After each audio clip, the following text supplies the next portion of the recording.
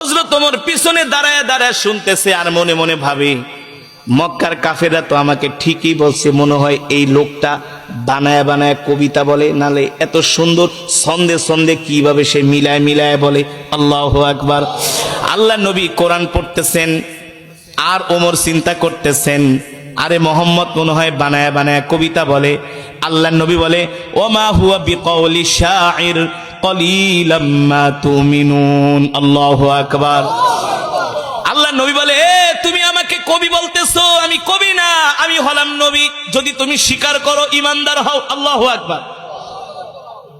ওমর কয়, কিরে এই লোকটারে যে আমি কবি বলছি এটা সে জানে কিভাবে? ওমর তো বলতেছে মনে মনে, বুঝেন নাই? কিন্তু আল্লাহ নবী বলতেছে, ওমা হুয়া বিকাউলি শাইর, আমি কবি না। ওমা হুয়া বিকাউলি শাইরিন কলিলাম মা তুমিনুন, তোমরা অল্প মানুষই বোঝো যে আমি কবি না, আমি হলাম আল্লাহর নবী। যদি তোমাদের ঈমান থাকে আর তোমরা অল্প মানুষই ঈমান গ্রহণ করবে, ঠিক কিনা বলেন? হযরত ওমর বলে, কিভাবে বললো, কিভাবে সে বুঝলো আমি যে তার নামে বলতেছি সে কবি? এবার হযরত ওমর বলে, সে যেহেতু আমার মনের কথা জানা গেছে, তাহলে মনে হয় এই লোকটা হলো একটা গণক। গণকরাই তো মানুষের মনের কথা। আল্লাহ নবী বলেন, ওমা হুয়া বিকাউলি শাইর কলিলাম মা তুমিনুন ওয়ালা বিকাউলি কাহিন কলিলাম মা তাযাক্কারুন। আল্লাহু আকবার। তুমি আমাকে গণক ভাবতেছো, আমি গণক না, আমি গণক না। তুমি যেটা ভাবতেছো তোমার ভাবা সত্য নাই, আমি হলাম আল্লাহর নবী, ঠিক কিনা বলেন? তানজিলুম মির রাব্বিল আলামিন। আমি গণক না, আমি গণক না, আমি যেটা পড়তেছি সেটা হলো আমার রবের পক্ষ থেকে কোরআন। আল্লাহু আকবার। হযরত ওমর বলে, লোকটাকে আমি গণক বললাম, সে বলে আমি গণক না, আমি যে তাকে গণক বললাম সেটা কিভাবে জানলো? আল্লাহু আকবার। আবার বলতেছে, আমি যেটা তেলাওয়াত করতেছি এটা হলো আমার রবের পক্ষ থেকে আমাকে দেওয়া কোরআন। হযরত ওমর অবাক হয়ে গেল যে আমার মনের কথা এই লোক কিভাবে জানে। এখন রহস্য লাগছে কি লাগছে না? হযরত ওমর বলে, এই রহস্যর উদ্ঘাটন আমাকে করতেই হবে। আর যদি রহস্যর উদ্ঘাটন করতে হয় তাহলে তো আল্লাহর নবীর সাথে কথা বলতে হবে। কথা না বলে তো আর রহস্যর উদ্ঘাটন করা যাবে না। হযরত ওমর দাঁড়ায় আছে। আল্লাহর নবী যখন নামাজ শেষ করলেন, আল্লাহর নবী তার হুজরার দিকে যাবেন।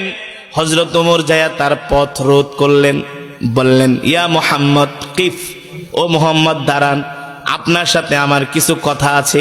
আল্লাহর নবী বলে, ইমশি মাই, চলেন আমার সাথে, আমার বাড়িতে যেয়ে কথা বলবো। আল্লাহ নবী হযরত ওমরকে নিয়ে বাড়িতে চলে গেলেন। সুবহানাল্লাহ বলে। আল্লাহর নবী হযরত ওমরকে নিয়ে বাড়িতে চলে গেলেন। আল্লাহর নবীর সাথে হযরত ওমর যখন বাড়িতে গেলেন, হযরত ওমর বারবার আল্লাহর নবীর চেহারার দিকে তাকায়। সুবহানাল্লাহ। আর সে নিজে নিজে মাপতেছি, ভাবতেছি, চিন্তা করতেছি, আল্লাহর নবীকে বোঝার চেষ্টা করতেছি।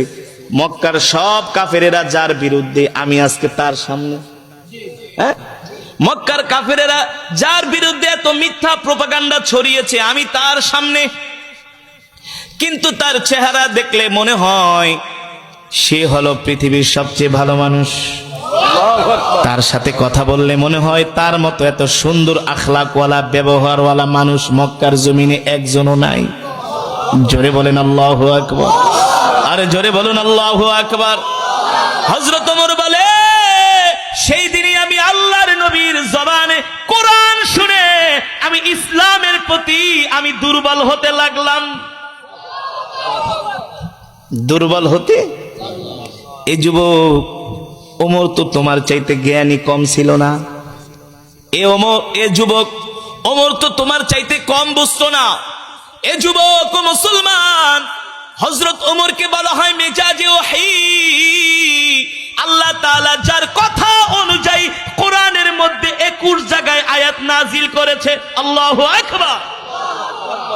সেই ওমর আয়েশা এবার আল্লাহর নবীর কাছে আত্মসমর্পণ করতেছে। কি করতেছে? সেই ওমর আয়েশা বলে, গো আল্লাহর নবী, মক্কার কাফেরদের কথা শুনে অনেক ভুল করছি, আপনার সাথে অনেক শত্রুতা আমি করছি, দুশ্মনী করছি, আর না আর না আর না। মক্কার কাফেরেরা তো আমাকে আপনার কল্লা কাটার জন্য বলছে, আপনার কল্লা তো দূরের কথা, আমি ওমরের কল্লাটা আপনার কাছে জান্নাতের বিনিময়ে বিক্রি করে দিলাম। ওমর কালেমা পড়ে মুসলমান হয়ে গেলেন। যুবক, তুমি তো নামাজই পড়ো না, নিজেকে মুসলমান দাবি করো।